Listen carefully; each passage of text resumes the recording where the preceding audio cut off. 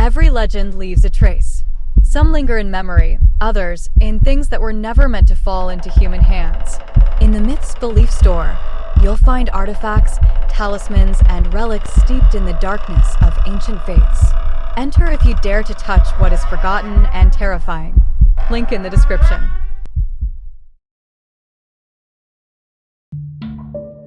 In ancient myths, there are names that inspire awe even after thousands of years. One of them is Baal, a god, a demon, a lord of storms, and sometimes a symbol of ultimate evil.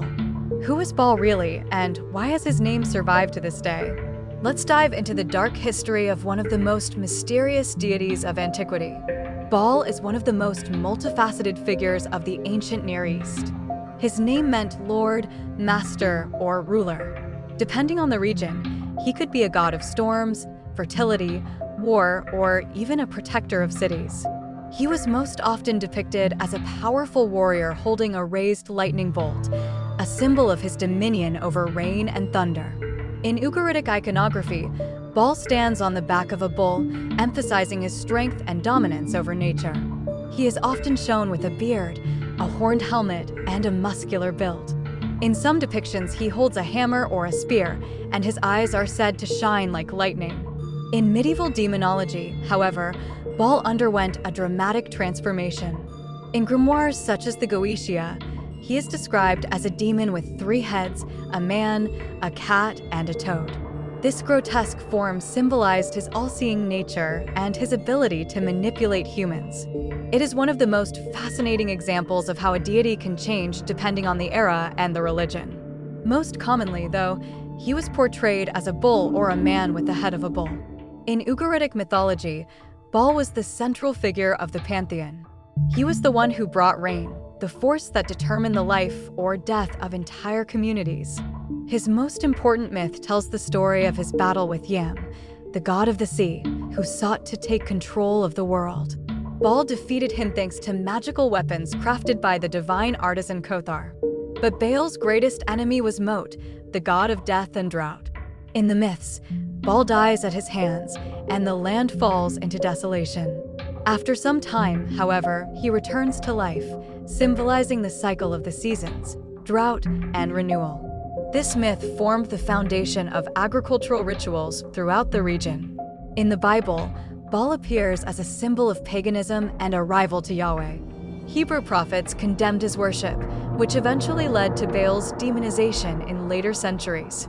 In Christian tradition, he became one of the princes of hell, and his name became associated with black magic and heresy. This shows how religions reshape the image of older gods according to their own needs. Baal appears in pop culture far more often than one might expect. In video games, he is one of the icons of demonology. In Diablo 2, Lord of Destruction, he serves as the main antagonist of the expansion, the powerful Lord of Destruction. In the Shin Megami Tensei and Persona series, he appears as a demon that can be summoned or defeated. In Doom Eternal, Baal-inspired motifs can be seen in the designs of certain hellish rulers.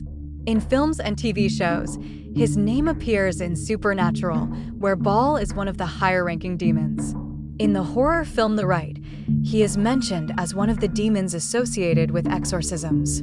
In Marvel Comics, he appears as Baal-Hamon, an ancient deity worshipped by early civilizations.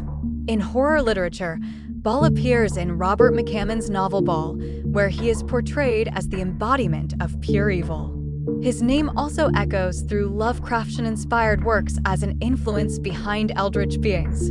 Pop culture loves Baal because he embodies everything creators are drawn to: antiquity, mystery, power, and darkness.